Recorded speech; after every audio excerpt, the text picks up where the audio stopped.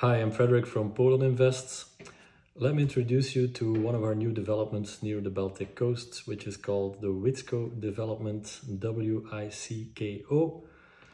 You might know already that I work together with my business partners in Poland, one of them being a land developer in Poland. And maybe in the near future we also work together because our team in Ustka are experienced people. They know how to manage projects from, let's say, 20 to 200 units. But let's talk about that later. When you look at the business plan, obviously it starts with a summary. There are quite a few links to external documentation.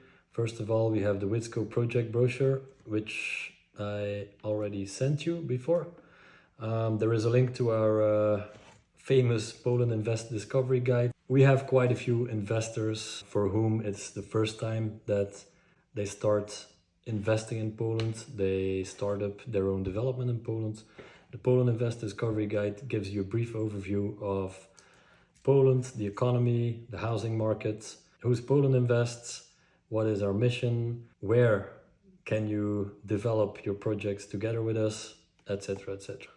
We have a brief market analysis. I'm talking about demand. It's pretty simple, it's pretty obvious. The economy in Poland is growing so fast, the real estate market is growing, and it's the time to invest. The next section is an introduction, but it has also some links to articles, press articles about the housing market in Poland. And then we have a market analysis. Of course, we did much more market analysis. My business partner as a land developer has been doing land development for at least 15 years. I started Poland Invests only 4 years ago, but most of our investors are people from Belgium. Then there is a brief section about market potential. I strongly believe that in the residential market there is a huge potential because, first of all, there is demand. I mean, people are really looking for quality. Once you drive out of the big cities in Poland, you will notice that there is a shortage in qualitative housing. Since we are near the Baltic coast, literally 15 minutes drive from the sea, there are areas that are underdeveloped, but we always look for areas that are maximum 10-15 minutes drive from a well-developed area. That means that today, because the first investment, if you want to develop your own project, is land. Without land, you cannot develop a project. It means that prices for land are much lower than when you go to the big cities, for example, like Warsaw, Gdansk, but also some coastal cities. When you go to the city center, prices are like triple the price than what we can offer 10-15 minutes away from the sea. Our location, that's another point. Locations, and then we have a few links. There is a very important link, the exact location of the Wicko project land. Then I describe the project more in detail. For the Wicko project, we're talking about residential development. We're talking about 30 plots, on average 1,200 square meters, 20 to 25% usable area, which means we can build 2 separate houses on one plot, with an average of 250 square meter living area. So that is the Wicko project. You will find more detailed information, the first concept, architectural plans of different types of villas in the project brochure. And then the next part, probably the part that you are looking for in the first place, are the financial projections. Basically what I did is I used a very simple and easy to understand methodology to give you an idea of the total project development costs, which is divided in 2 parts. First, there is the investment in the land, and then I'm speaking about land with building permits, with infrastructure. Infrastructure is roads, sewage, electricity and water. So basically everything. So that means when you buy the land and you want to develop your own project, you buy the land with a building permit and with existing infrastructure. Water, electricity, sewage. And then the second part is the project development costs, excluding the land. because for me, the project development cost is a measure of how much the land can be valued. It's plain simple.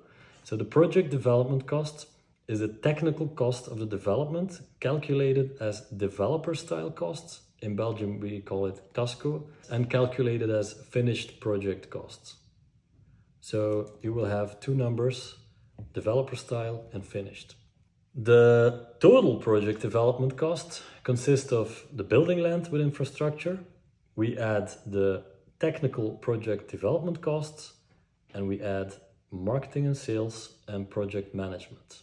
So if we add up these figures, land, technical project development cost, marketing and sales, project management, then there will be a number which gives us an estimation of the total project development cost, casco, developer style, and the total project development cost, finished.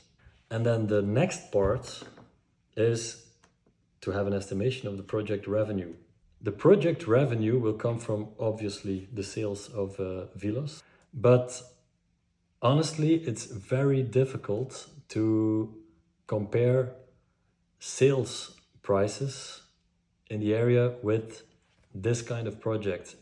We don't really have a benchmark because we're probably going to be the first one in the region to build that kind of project, for which we believe is going to be successful because people are really looking for something new. If we have revenue, we have the total project development, including the land and infrastructure, then the final calculation is gross profit. Gross profit and gross profit margin give me an idea of what could be my turnover in, let's say, 2.5 years. Actually, I'm using gross profit and gross profit margin as a minimum target. A minimum target which is between 30 to 35%. You will see in my business plan that I didn't make a calculation for return on investment, because return on investment, people talk about return on investment like it's profit margin, but it's completely different. I cannot give you an estimate of what your return on investment is going to be because I don't know how you're going to fund your project. Return on investment depends on questions like which part of the project are we going to finance on our own? Which part of the project are we going to finance with bank loans, with private loans? Are we going to look for mezzanine financing, meaning convertible loans, whatever. But that's why I limited my calculation to gross profit margin.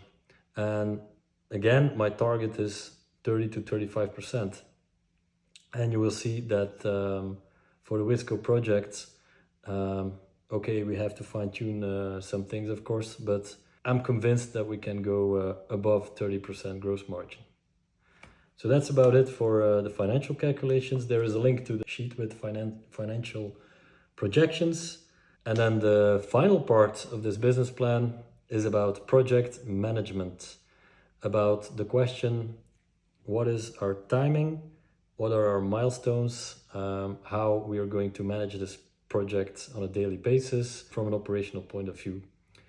And so basically the first thing we have to know is the start and the duration of obtaining a technical infrastructure permit, start and duration of obtaining building permits, an estimation of the date that we can start our technical infrastructure works. I also gave you an estimation of the start and end of the construction of the houses. And then parallel with this, we also need to know when are we going to start selling. In an ideal world, the speed of the project should be independent of the speed of sales. And that's, yeah, of course, the whole story about how I'm going to finance it. I don't want to go into detail, but in an ideal world, I think this project should be finished in about 2 years, 2.5 years, let's say 2.5 years. In the document, there are also some links to important documents, the subdivision permit, the notarial deed proof of ownership, and a technical description of phase 1 of the project, which means the infrastructure works. Because first of all, you as a developer will obviously want to buy the land at a reasonable price, land including infrastructure. So what is the infrastructure. We have a technical description of which infrastructure is included in the price of the land for your convenience, for your analysis. If you have any questions whatsoever, feel free to contact me. We will go through the numbers once more, maybe twice more. But in the end, I want you to know that this project can obviously be a success if we have the right financing, the right people on the right place, on the right time. Thank you very much.